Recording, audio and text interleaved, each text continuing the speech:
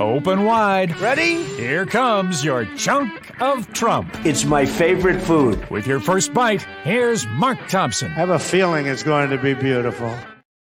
Trump says that if he wins, women would no longer be thinking about abortion. That's right. That's Things right. are going to be so great.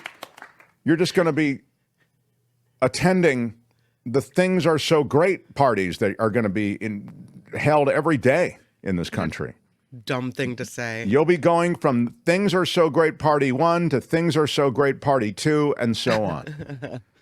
Former President Trump returning to North Carolina. This is over the weekend.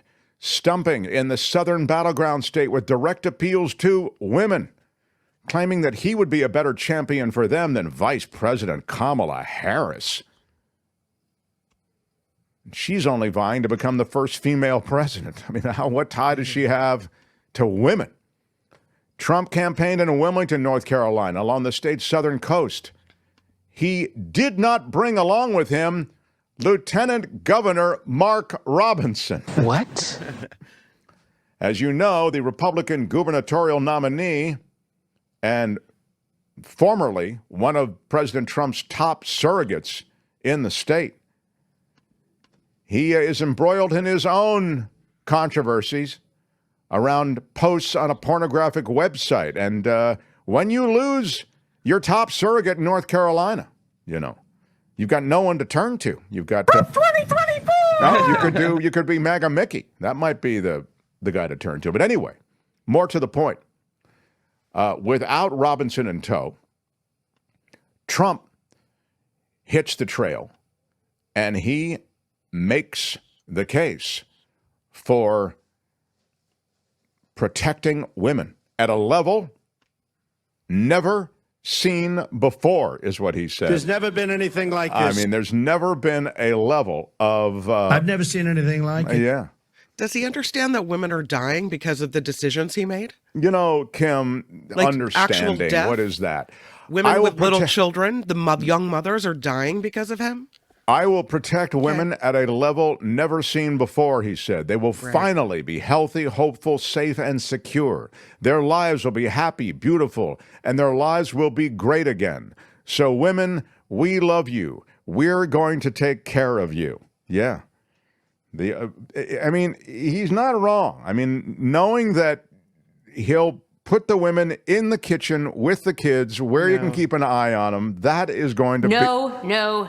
I'm just saying that's his message. We'll take care of you. I think what he meant was, we'll take care of you. That's what he meant. There's a different inflection on that. Like it. Yeah.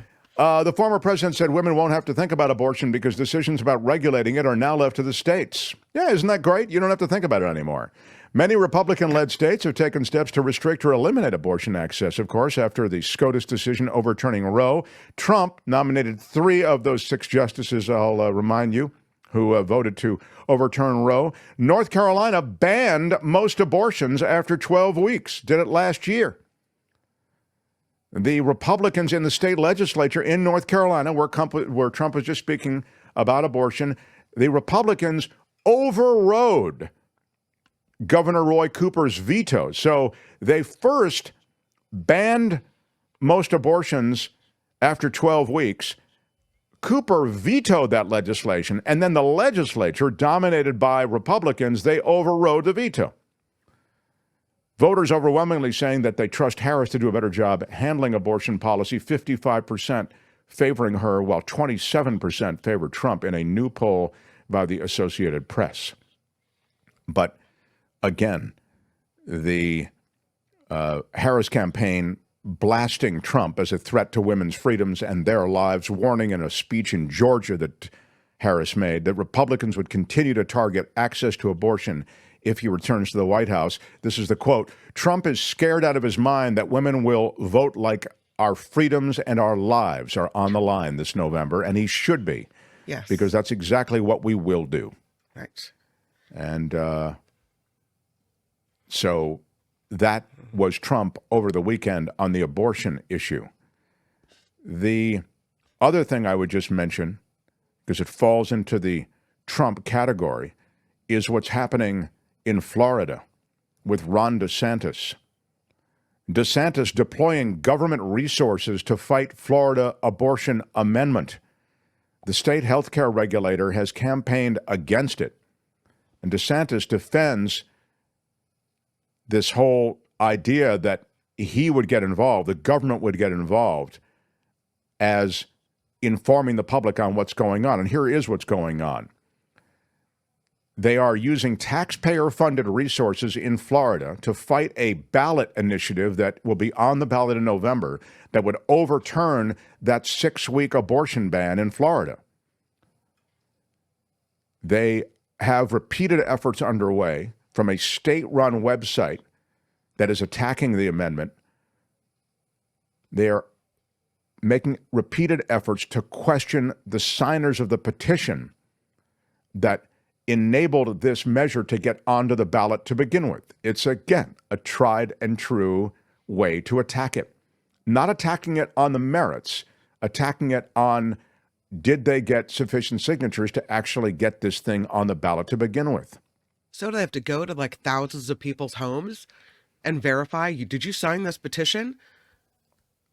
They are going to court, is what they're doing. Oh. It's going to be the ACLU of Florida and the Southern Legal Council.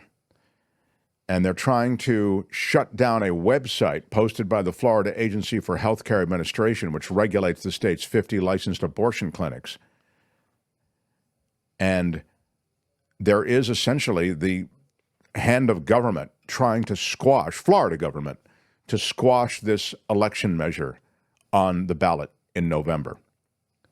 And finally, everybody's former First Lady, Melania Trump.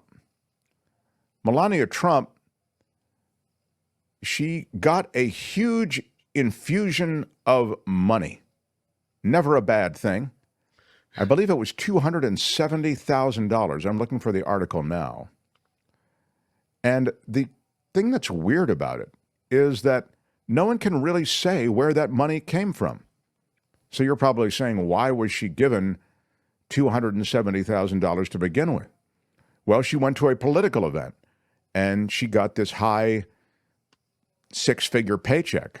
I mean, $237,500 actually is the amount. For many of you, I know it's probably not a lot of money. To me, it seems like an extraordinary amount of money. This was an April event, and the payment was listed as a speaking engagement. It showed up on Donald Trump's financial disclosure form. Supposedly, Melania Trump was paid by the Log Cabin Republicans, but it's a mystery who actually cut the check. The president of the Log Cabin Republicans said that they didn't put up any money for her to speak, and the disclosure form did not give any more information about the source of the payment. The other fundraiser in July for the conservative LGBTQ group, with that's the Log Cabin Republicans, said at least one request was made to a donor about a similar payment, but it's unclear whether Melania Trump was ultimately paid. The campaign has not put out the financial disclosure for that period, and the source on this, the former ambassador to Germany and a Trump ally, was the only one who made the request on behalf of Melania Trump for that money. Campaign finance and government ethics experts say a payment to a presidential candidate's spouse to appear at a political fundraiser in an election is unusual, ethically questionable, and should at the very least be properly noted in the disclosure forms. Well, I mean, I would say that... I've never seen anything like it. Okay.